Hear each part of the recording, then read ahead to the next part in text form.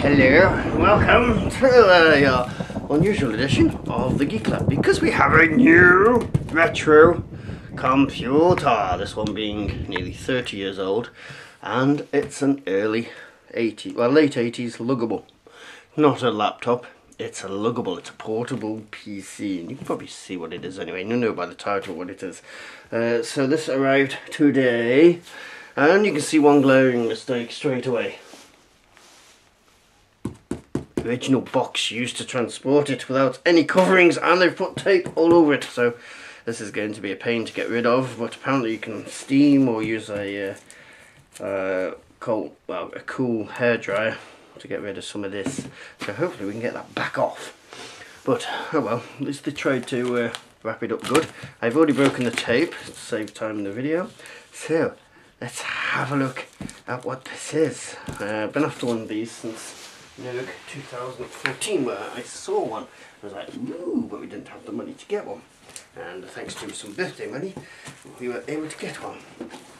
There were 3 auctions around at the time, and I missed out on the first 2 by a couple of quid, and this was the last one, and I just managed to get it. So, let's have a look what we've got, shall we? Ooh, I know what that's for. No, it's not for that. That is a unique piece of this system. I should show you a little. Oh no, wifey's got the bubble wrap. Oh, there's another one. I can't see what the camera can see. I'm going to have to move the screen here. There we go. There we go. Right, okay, and you're already seeing. Oh, what I was hoping was that the computer would be inside this. You might want to keep it pristine. Yes. Because this is the storage bag for it, which actually looks like it is in pristine condition. So far, not a mark on this. Looks brand new. Yeah, this is the bag that you can use to lug the luggable. Well, that's a hand carrier, or you can put it on your shoulder. And the wife is going to sort that out while we dive further in. This has all its original bags and wrappings. Apparently, you can see they've wrapped the computer up here. So, actually, I don't think this has been used. What? This, because it's. No, it looks brand new. Might be using that for shows actually. Right, we'll just pull this thing out.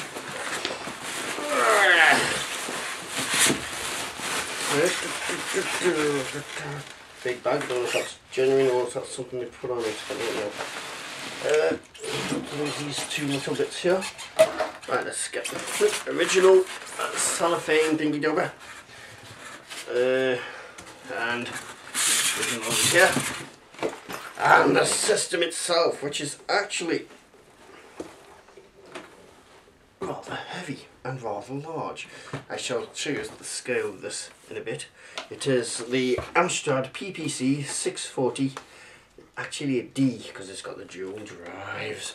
From 1988. We'll show you more of this in a second, but I'm going to have a look at the accessories. I shall move the box. No. The computer still there's a box in there. Yes, I'm going to get them next. Before we dive further in to the computer itself. Let's have a look what it's come with. Well, on the auction there was a lot of stuff. To be quite rare.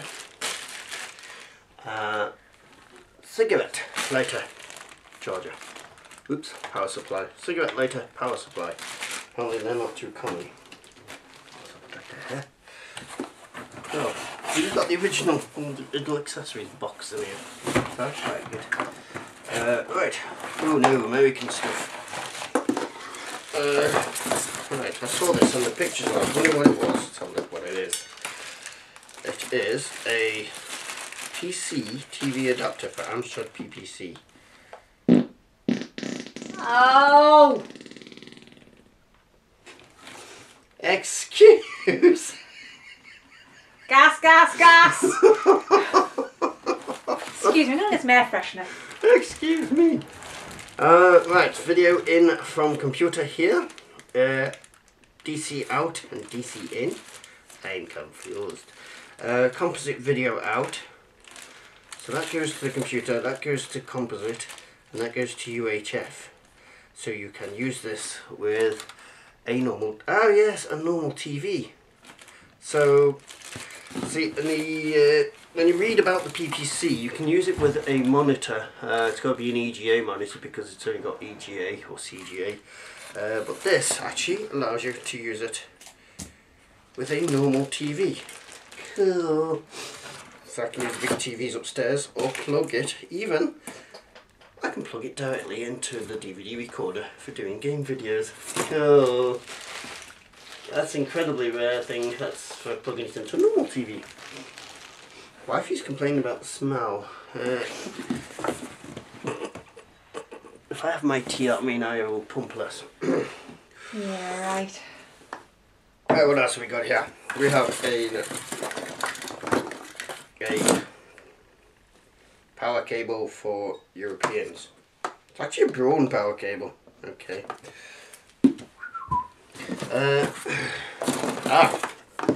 The all-important modem connector. So this can actually be plugged theoretically straight into the telephone line and pull up bulletin boards. I'm going to have to consult on that first, but that's the original cable. That might not be the original, but it's for plugging into modems because it's got a 1200 baud modem inside. And we have a serial bollocks to parallel whatever cable here, data transfer cable for the system. So, and more, we have a Junior Ross multi-adapter. Someone's been using for something. That's obviously the plug that they've been using because that's the only one that isn't taped off. Always handy them. That's an older one. They put out more power.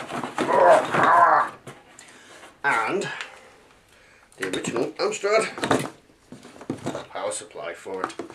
12 volts at 2 amp, I do believe, or something. Yep, 13 volts at 1.9 amp for use with PPC 640D, which is that one. So I shall leave that one out because we're going to need that one. And I'll put the rest back, get the box out of the way. Quick look at the box. It is in English and Vive la France. It is in the French language on this side. Oh, Vive la France.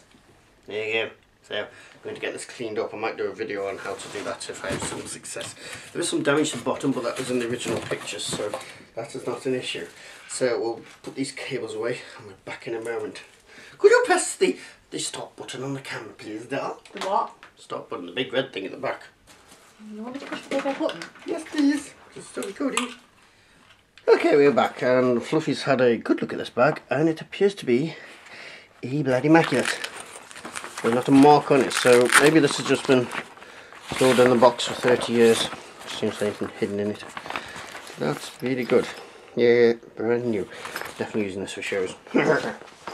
Putting my acquired goodies in during shows. Right, it's not going to be a full review. This is an unboxing. More of. So let's open this thing. I think you have to open it. Yeah, all ports are on there, including the phone line, expansion, DC in there, parallel video, serial. So if I turn it that way, make sure the camera can see it. Right, first open, let's have a look. Sukatchi's here apparently. Yep, and Dusty, but all there. And here she is. And oh, it's got all the adjustments are there. That all works, and all plastics seem to be good. Excuse me. Please shoot me. I got windy bops today. Sorry. No, you're not sorry. I am. No, Honestly, genuinely sorry. No, you're not. I am. I'm sorry that my nose hurts now. You're gassing yourself. Great. Right. Oh God, it stinks in here. I'm just going to put this I know it stinks in here now. Oh, I'm going to put this plug in and we shall get her fired up. What's that say? Power. So, battery off, extension off. How do I switch it on? Pew. Oh, extension on. Oh, it's actually going. Haha, missed that one. Right, let's get the contrast on the apparently terrible screen. Right, okay. There's the contrast. Can you see that?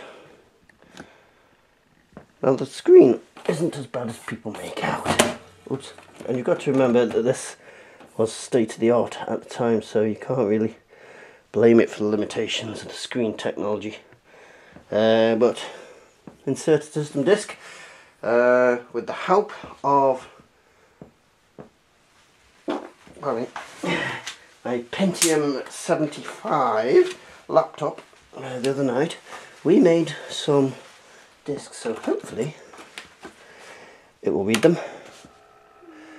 These are copies of the original Amstrad discs, so let me see. It's reading. It's trying something. Oh, it's going. Keyboard US 473, echo off, current date is 1980. We'll keep it 1980. Enter new time, don't want a new time. DOS version 3.3. Right, okay. LCD CRT toggle, so you can press what?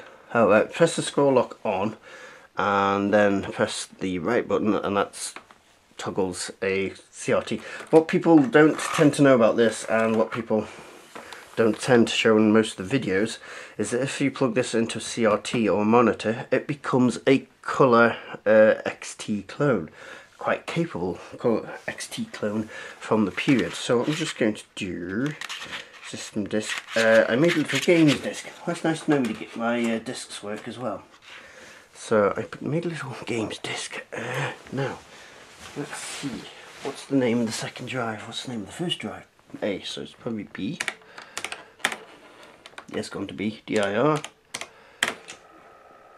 Drive is spinning, which is good. Oh, got a an error on that drive. I was going to do some games, but it doesn't look like it wants to read that one. Oh, it's got it this time. Right, okay. That's how it... Oh, the screen just light. Oh no, it's just reflections off the TV back there. I thought the screen lit up then. So, let's go for a quick game. Let's see if it works. I don't know if these work on these machines. We shall find out. Let's try and light this up a bit well for you. Sector not found. Ooh. Retry.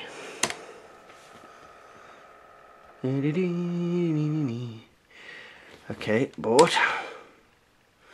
Let's try digger.sco. I don't think so. Book. Okay. Sounds like it's reading that one. There we go, it's Buck Rogers game. I don't know how well you can see. Oh, you can see that quite well on there. See it better than I can. So here's the Buck Rogers game from 1984. And let's play. I can actually see it better through that monitor than I can on the screen. Right. See if I can get around this. I can see it better now. Right. But I have no control over it. I don't know what the keys are. Let's try these. Okay. Using keyboard. Let's hit keys till we find something. I did something. I paused the game. I'll be right back. I'll try to find what key... Oh, it did something. Right. Oh, there we go. It just shoots across the screen. Right. I'll remember now from the 5150 you've got to centre it. It does move impressively quick. Okay, go. Whoa.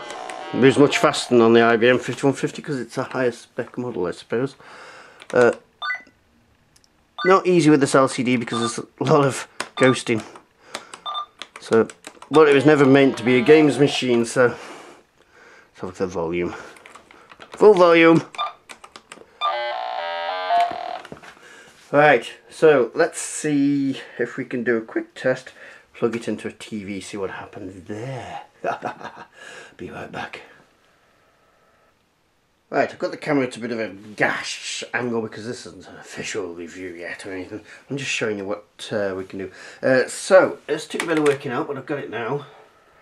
Right, I've got the machine attached via the video lead to this box here. This then goes by UHF, or you can have composite. But I've got it on UHF going to the TV at the moment. First it wouldn't work, then I realised you have to plug some power in. It doesn't tell you what, pardon me, it doesn't tell you what power it takes, so I had to trust that the setting on the power adapter that came with it was the right one. It was on 12 volts and it does work. So if I got a blue screen at the moment, but just this screen. If I on the machine press scroll lock and then control, it switches to the TV. Picture is better than it looks there. That's a bit dodgy. It is wobbling around a bit. So that bit's right. I just need the fine tuning done or something. Yeah. So if I go B, no, there, B, GIR, some games I prepared for it. We can then go Book works. Got Gobman, Book, Digger crashes it. Power Tripper works. So in honour of lazy game reviews, we have Power Tripper on the big screen. There we go. It turns into a colour computer. And it does go extremely loud. Okay, well, let's have a look. See if I remember what the keys are. Home for instructions. Counterclockwise. Stops the movement, gun fires your bullets. Okie dokie. Okay, let's. You've got to kill people. It's very un-British, but needs must.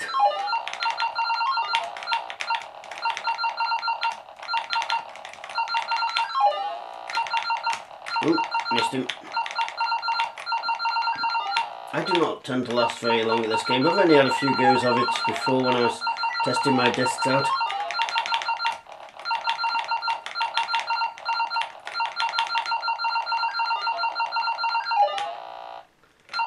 There you go, with it plugged into the TV, you've got yourself a rather capable XT clone. I'm just going to try another game and we'll see how it goes on it. Be right back. Okay, we're back with Buck Rogers and the Planet of Doom. Or Zoom. Planet of Zoom, weird name for a planet. But there we go. Let's play this on TV. Yeah. Bit faster than the IBM would play it. It's a faster machine. Yeah, it's quite good at this on the IBM. Right. It moved! It moved! It cheated! That bastard! One more go.